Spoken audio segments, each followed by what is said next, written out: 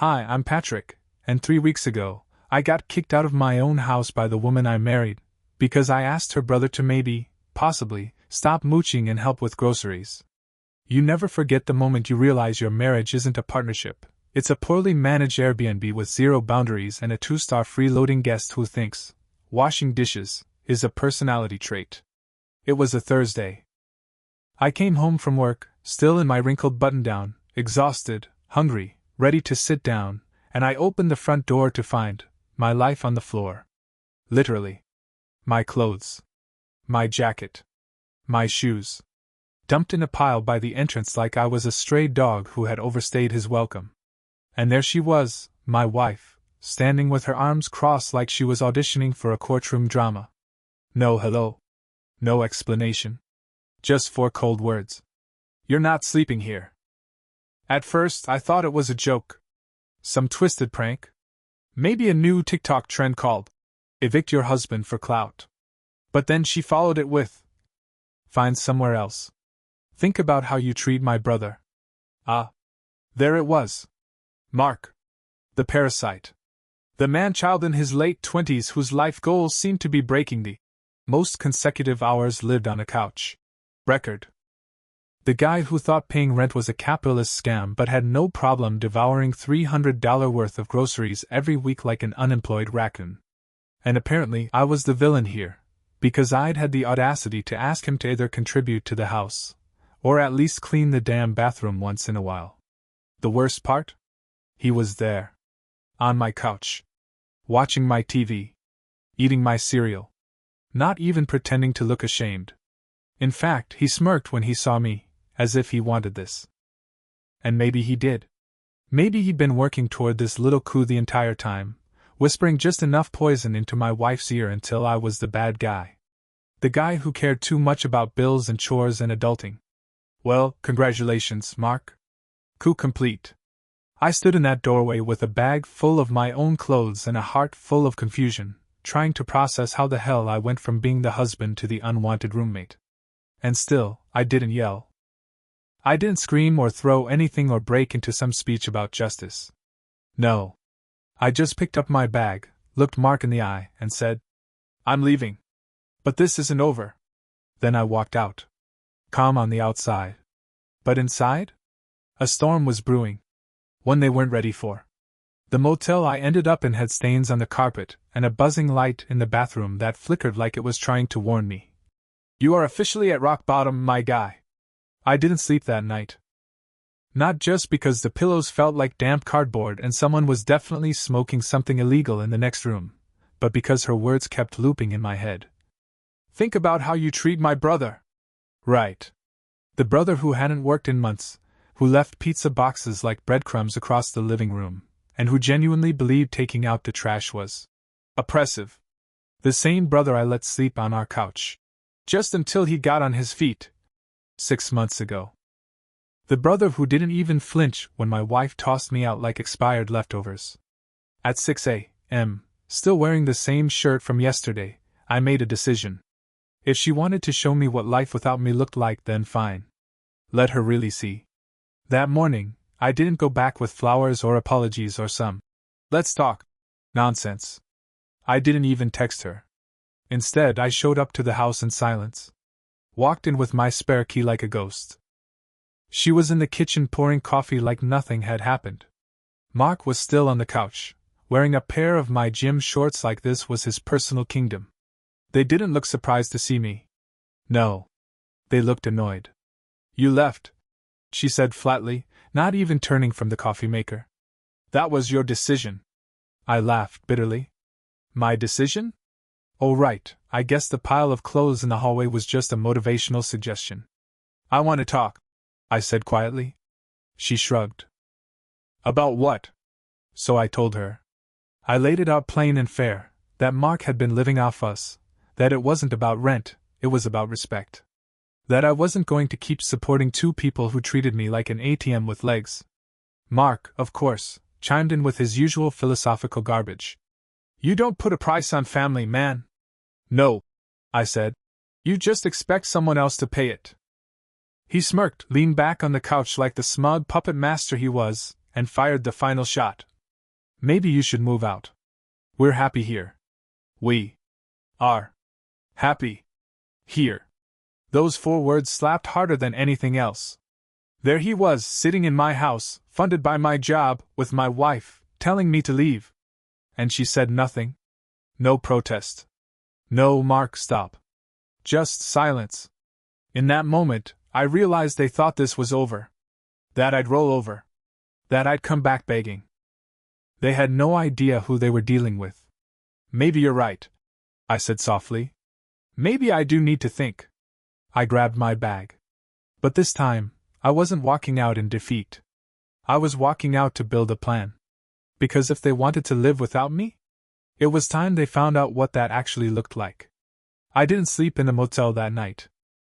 I slept in a quiet rental across town, a place so old the doorknob came off when I tried to close the bathroom, and the wallpaper peeled like it was trying to escape. But it was mine. No freeloading, brother. No eye rolls. No smug smirks. Just silence and the sound of my own thoughts. Finally, some peace. I opened my laptop and got to work. Step 1: money. I logged into our joint account. My paycheck hit every 2 weeks, like clockwork, and she had full access, not just to the bills, but to the extras: groceries, Uber Eats, Amazon, Little, treat yourself, orders that always showed up as miscellaneous. I didn't say anything before. I trusted her. But now I rerouted my direct deposit to my personal account. The one she didn't know much about. The one I'd quietly kept since before we got married, just in case. Emergency fund, I'd called it. Turns out, I was the emergency. Step 2: bills. Utilities, in my name. Cancelled. Grocery card, linked to my paycheck. Frozen. Streaming services, gone. Car insurance, switched to my solo plan. Step 3: consult a lawyer. David. Calm, precise, and not one for drama. He looked over the mortgage, the deed, the accounts. You're in a strong position, he said. Legally, financially. But the key here is patience. Pressure reveals truth. I nodded. Because I didn't want a messy screaming match. I wanted clarity. I wanted to know, was my wife blind to what she'd done? Or had she made her choice long before that night? So I waited. Quietly. And then one night, maybe the 3rd week after I left, I drove by the house. Parked across the street. Lights on. Curtains slightly open. Inside, Mark was on the couch. Shocker. But it wasn't the smug king I'd left behind. He was slouched, hoodie up, controller in hand, eyes glazed. My wife was pacing in the kitchen, phone pressed to her ear. She looked tired. Hollow. I didn't need to hear the words to understand. The power had likely been cut. Groceries low. Bank account dry. The life they'd built without me? Cracking. But I still needed proof. So I waited one more night, and then, just past 9 p.m., I drove back. I knew they wouldn't expect me. The front light was off. But the living room window was cracked. And what I heard changed everything. He'll come crawling back, Mark said confidently. He always does. He needs you. He won't last long alone. My wife laughed. Laughed. Maybe. But at least now we're in control. No more lectures. No more money talk. It's good having you here. That laugh? That laugh was the nail in the coffin. It wasn't just about choosing her brother. It was about enjoying my absence. It was relief. It was contempt. It was the sound of someone who didn't miss me, just missed what I provided. I left without a word. Got back to my apartment, opened the laptop, and hit send on the last few steps I'd drafted. Revoke credit card access. Notify bank of account separation. Request partial freeze on shared mortgage pending review. Draft legal documentation for spousal financial responsibility. If they thought I was weak, they were about to meet the man they should have never underestimated. And I wasn't coming back to beg. I was coming back to watch the empire crumble. 2 weeks passed. Silence was my new language. She texted. She called. She even tried emailing me once, as if I were a customer service line that just needed a little. Per my last message, energy. I didn't respond. Not out of spite. Out of clarity. Because now, I understood everything. This wasn't about Mark. It wasn't about rent or chores or, "You talk about money too much." It was about entitlement. About people who didn't realize they were comfortable because someone else had chosen to carry the weight quietly. And that someone was no longer playing Neil. Then the calls started changing. First it was, "When are you coming back?" Then, "Are you being stubborn?" And finally, the mortgage bounced. That one I answered. "I told you I needed time to think," I said, voice flat. "I guess the bank account needed time too." Silence. Then her voice again, sharp and cracking. "You can't just stop paying. This is our house." I let that word echo between us, our. "That's funny," I said. "Because last I checked, I was just a guest in your house. Remember? You made that very clear. Along with your brother." She hesitated. I could hear it, the quick inhale, the moment she wanted to fight but couldn't quite find her footing. "You're overreacting," she finally muttered. "This isn't about sides. You're punishing me for loving my brother." "No," I said. "I'm showing you what happens when you choose him over me." Click. That was it. She didn't call for a few days after that. I figured the utilities were starting to catch up. I had cancelled or paused most of the services tied to my name. I was legally careful, but financially effective. My absence was no longer symbolic. It was measurable. I went to work. I smiled at meetings. I filed reports. All while this quiet storm unfolded just beyond my reach. Then, one night, another voicemail. "Listen. I can't keep this up. The grocery card doesn't work. The power company's threatening to shut us off. Mark's trying to find a job, but you know, it's hard. Can we please talk?" And for the first time, I felt it, not guilt, not victory, just peace. Because the balance was finally real. She had chosen her loyalty. She had bet against me. And now the house, my house, was showing her what that cost. But I wasn't done. Not yet. So I drove by again. This time, something was different. The porch light was out. One of the windows had a towel pinned up instead of curtains. And inside? My wife was pacing with her phone, agitated, mascara smudged. Mark, still on the couch, but now he looked annoyed, not smug. He was snapping at her. She was snapping back. The cracks had formed. And they were only growing. 2 days later, a text. "We need to meet. Just you and me." I agreed. Neutral ground. Quiet diner on the edge of town. She looked tired. The kind of tired that makeup can't hide. The kind of tired that comes from pretending too long that everything's fine. "This can't go on," she started immediately. "I can't pay for everything. You know I can't." I sipped my coffee calm. "I do know. I always knew. That's why I asked for help. And you threw me out." She looked down. "No defense this time. I was trying to protect him," she whispered. "By destroying us?" I asked. She didn't answer. She didn't need to. Because now, finally, she knew what I had known all along. That she wasn't just defending her brother. She was dismantling her marriage to do it. She didn't cry that night. I almost expected her to. Instead, she sat across from me, picking at the paper napkin in her lap like it was the only thing holding her together. "I don't want to lose our marriage," she finally said. I stared at her, really stared, and all I could think was, now? Now you remember we're married? Where was that when I was standing in the hallway with my clothes on the floor? Where was that when your brother was smirking on my couch, and you stood next to him like some Bonnie and Clyde of codependency? "I want to fix what I broke," she said, voice small. I believed her. But I didn't trust her. There's a difference. You can feel bad about throwing a match, but that doesn't mean the house isn't still on fire. If you really want to fix it, I said quietly, then it starts with him. He leaves. Period. She flinched. Not a little. Like I'd slapped her with a truth she still didn't want to face. "He's family," she whispered. "So was I," I replied. That landed. She blinked fast, her mouth opening and closing before anything came out. "He has nowhere to go." And I did, I asked. Silence. I let it stretch, watched her squirm under it. Because finally, she was sitting in the same silence she'd left me in.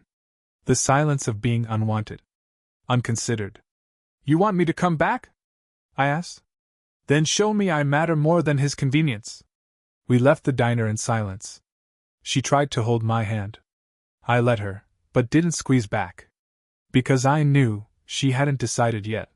She wanted her marriage back, and her brother on the couch. She wanted comfort without cost. Reconciliation without responsibility.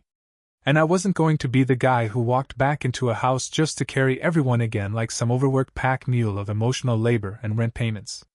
So I waited. Days passed. Then a week. And one night, just past 10 p.m., there was a knock on my apartment door. It was her. Wrinkled shirt. Eyes swollen. Hair messy in a way that said she tried to fix it and gave up halfway through. She didn't speak at first. Just stood in the doorway like she wasn't sure she'd be let in. I didn't move.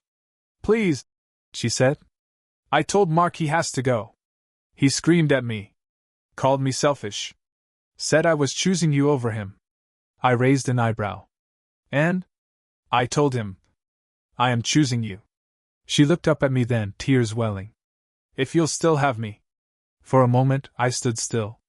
I thought about the laughter in the living room. The cereal bowl balancing on the armrest. The words, "We're happy here." And I knew forgiveness couldn't be a gift. It had to be earned. We'll see, I said finally. Because what she needed now wasn't comfort. It was consequences. The house felt colder when I stepped back in, like a museum of a life I no longer fully recognized. Gone were the sounds of mindless TV and the scent of stale chips. Mark's sneakers weren't by the door. His hoodie, the one he wore like a second skin, was no longer draped over the back of my dining chair. The place was cleaner. Quieter. But not healed. She was in the kitchen, staring into a cup of tea like it could show her the future. She turned when I entered, eyes red-rimmed but steady. He's really gone, she said. Took all his stuff. Even the blender. I let out a breath I didn't realize I was holding. He never paid for the blender, I muttered. That made her smile. A flicker. Faint. But real. We sat at the kitchen table. The same table where arguments had burned hot enough to scorch memories. This time, there was no shouting. No blaming. Just silence. Heavy, awkward, but honest. I know sorry isn't enough, she said.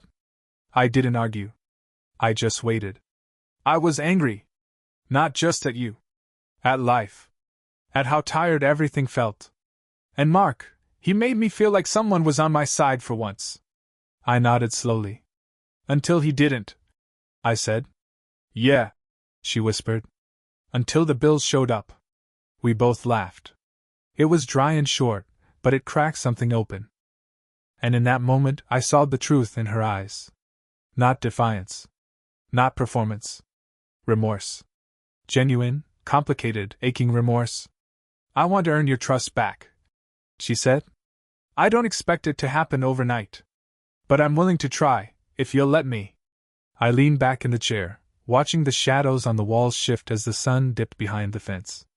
One condition, I said. She looked up quickly, almost like she was bracing for a blow. No more secrets, I continued. No more half-alliances.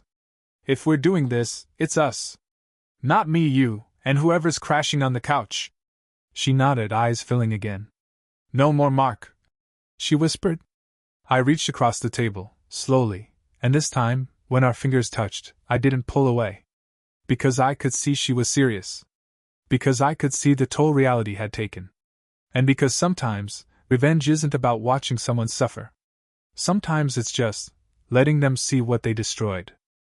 And giving them a chance, a real one, to rebuild. Not for comfort. Not for convenience.